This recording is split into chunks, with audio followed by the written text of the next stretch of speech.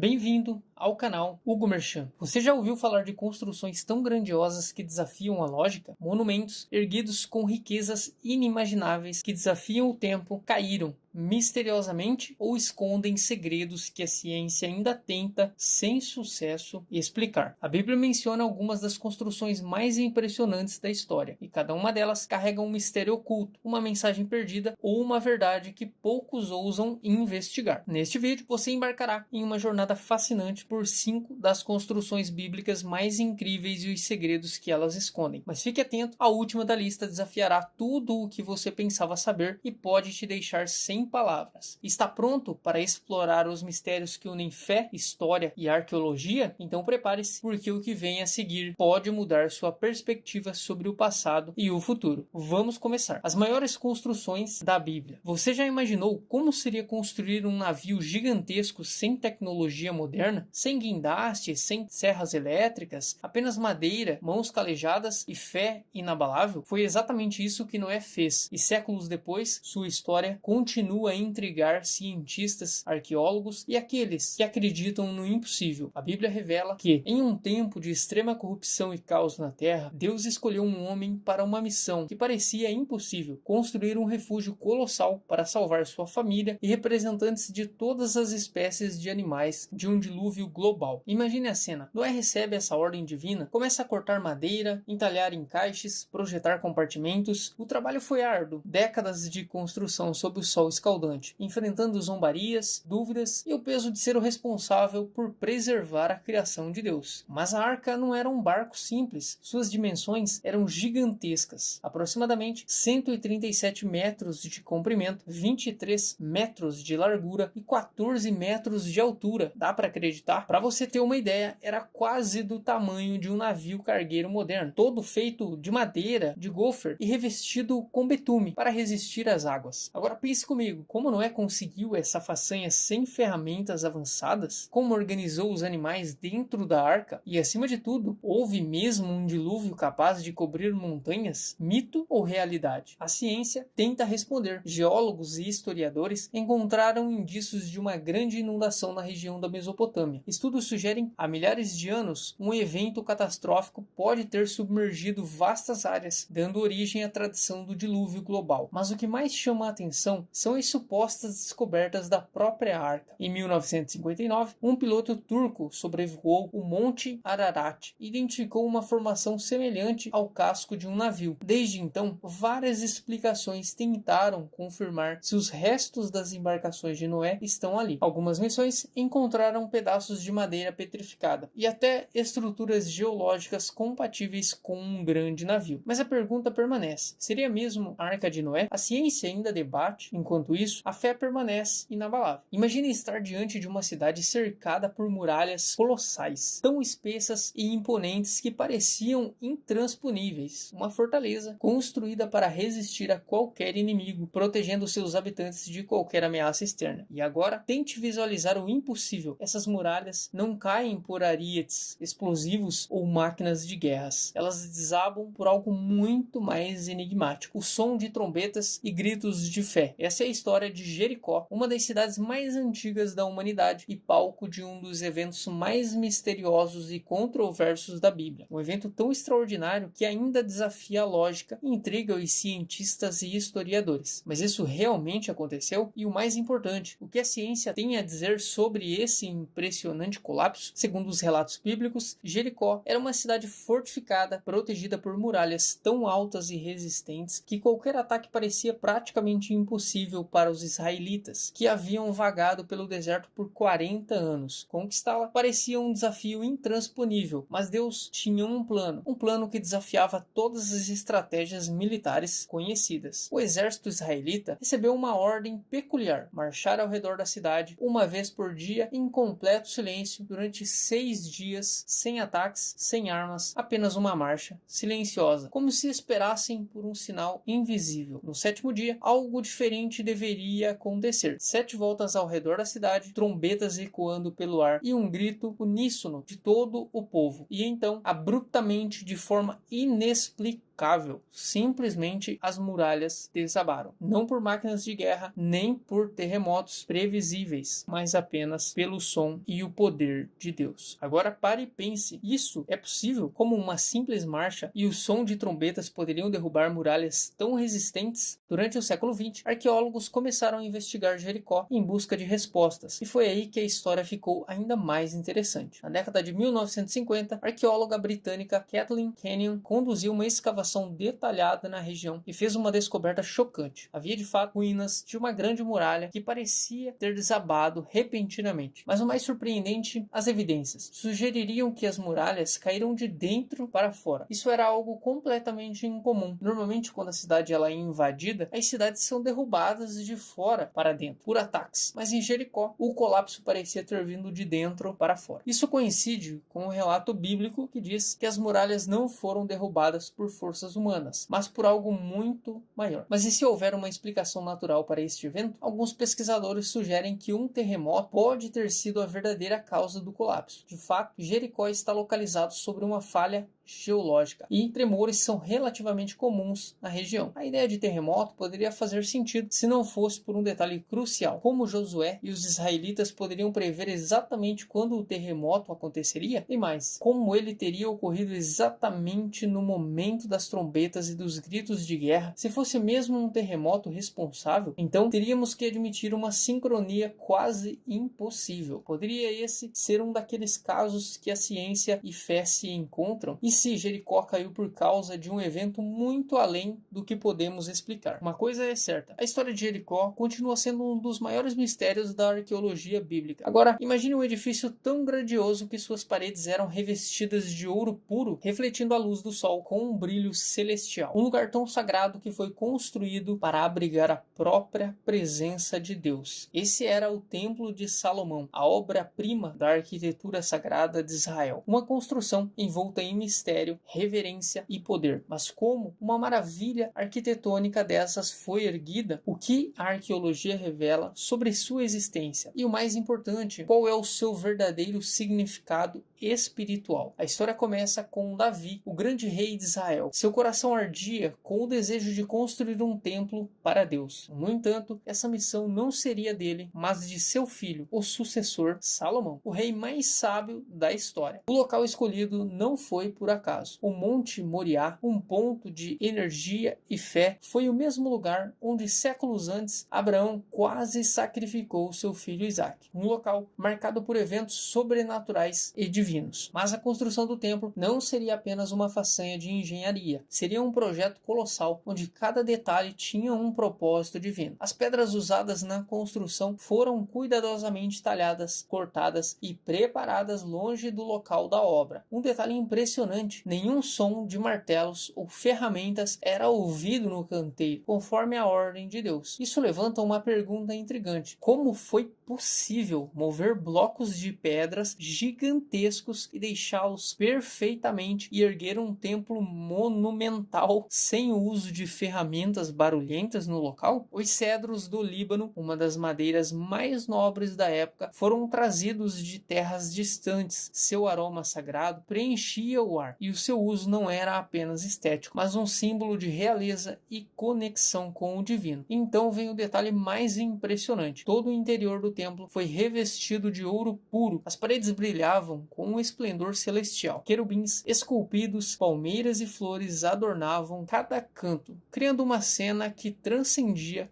a realidade terrena. Mas o verdadeiro coração do templo era um lugar ainda mais sagrado, o Santo dos Santos. Ali repousava a Arca da Aliança, o artefato mais misterioso da história, como símbolo da presença física de Deus entre o povo. Após 7 anos de trabalho intenso, o templo finalmente ficou pronto. Mas o que aconteceu no dia de sua inauguração foi algo que ninguém poderia prever. Salomão reuniu todo o povo de Israel para uma cerimônia inesquecível. Diante do altar, o rei fez uma oração oração poderosa, pedindo a Deus que aceitasse aquela casa como sua morada na terra. E então aconteceu. De repente, uma nuvem gloriosa desceu e encheu todo o templo, uma presença tangível, indescritível. O que veio a seguir foi ainda mais impressionante. Fogo do céu caiu sobre o altar, consumindo os sacrifícios diante dos olhos atônitos dos israelitas. Foi o sinal definitivo que Deus aceitava aquele templo como seu santuário. O povo se ajoelhou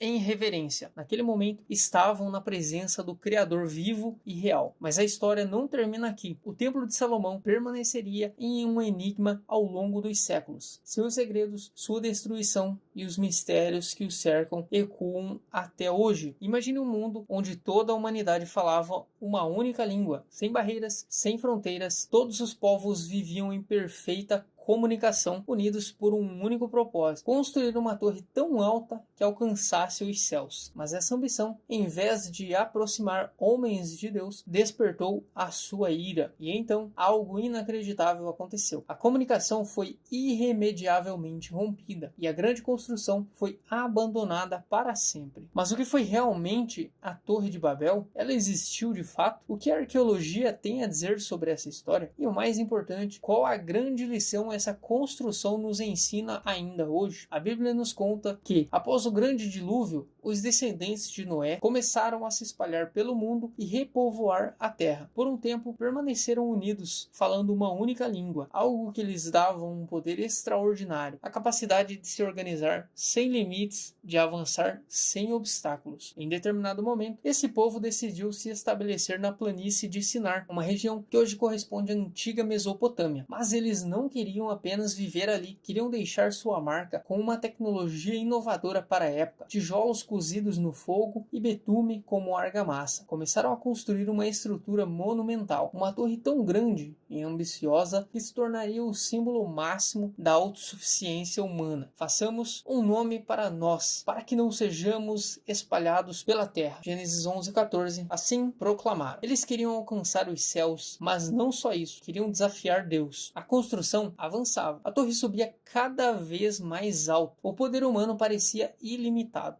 Mas então Deus interveio, observou a obra e tomou a decisão radical: confundir a linguagem dos homens para que não pudessem mais se entender. Agora tente imaginar a cena: um pedreiro pede um tijolo, mas seu colega entende que ele pediu água. O mestre de obras tenta dar ordens, mas ninguém o compreende. O que antes era um projeto unificado se transforma em caos absoluto. Uma questão de momentos, o canteiro de obras vira um pandemônio. O que antes era um império de comunicação perfeita, agora está fragmentado. Os homens já não conseguiam se entender e, sem coordenação, a grande torre foi abandonada. Os construtores se dispersaram, espalhando-se pelo mundo afora e formando as diferentes nações e culturas que conhecemos hoje. Mas a grande pergunta permanece: isso realmente aconteceu? Por muitos estudiosos, a Torre de Babel pode ter sido inspirada em zigurate, um tipo de templo em forma de pirâmide escalonada, comum na Mesopotâmia. O mais famoso desses zigurates foi o Etemenanque, um templo colossal construído na antiga Babilônia em homenagem ao deus Marduk. Registros históricos indicam que era chamado de a casa que une o céu e a terra, um nome que curiosamente se assemelha ao propósito da Torre de Babel, descrito na Bíblia. Ao longo dos séculos, o templo foi destruído e reconstruído várias vezes antes de ser abandonado definitivamente. Poderia ele ser a torre original mencionada nas Escrituras? Não há uma resposta definitiva, mas a semelhança entre as descrições é impressionante. Mais do que apenas uma história sobre fragmentação da linguagem humana, a Torre de Babel pode ser interpretada como um alerta atemporal. Até onde vai a ambição humana? Será que a busca incessante por poder e grandeza pode nos levar a desafios além da nossa compreensão? Imagine viver em um tempo de dor e exílio. Seu povo foi arrancado de sua terra, levado à força por uma nação estrangeira e viu seu templo sagrado, o coração da sua fé, ser reduzido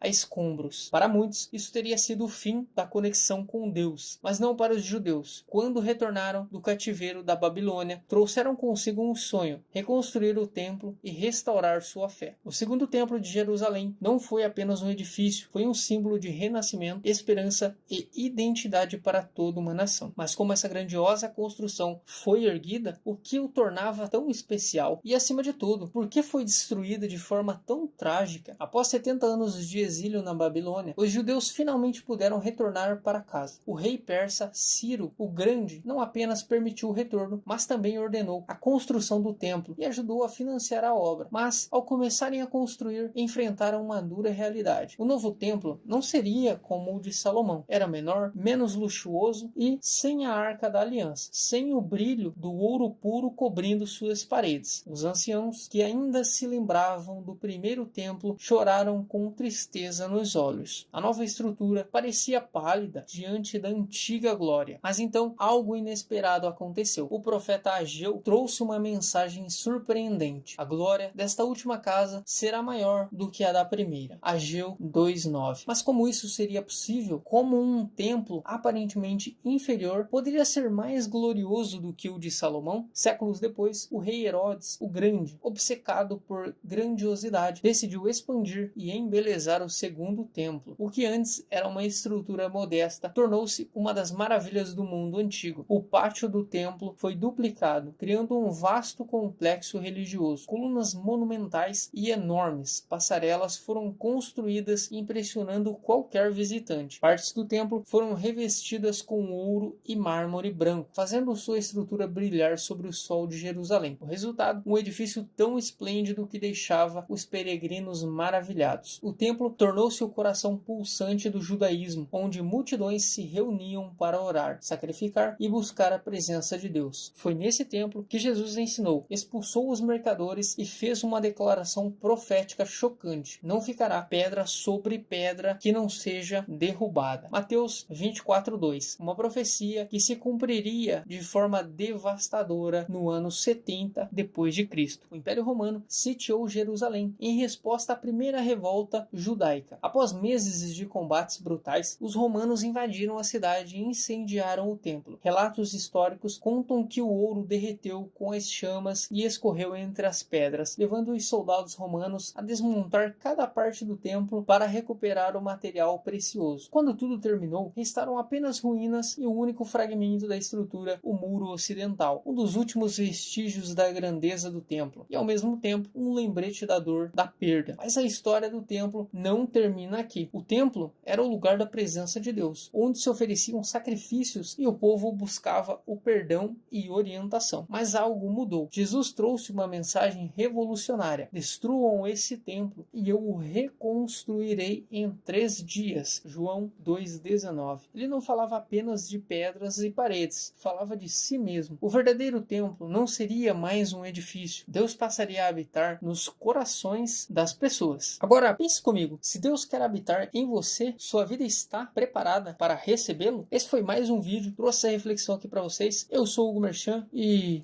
é isso.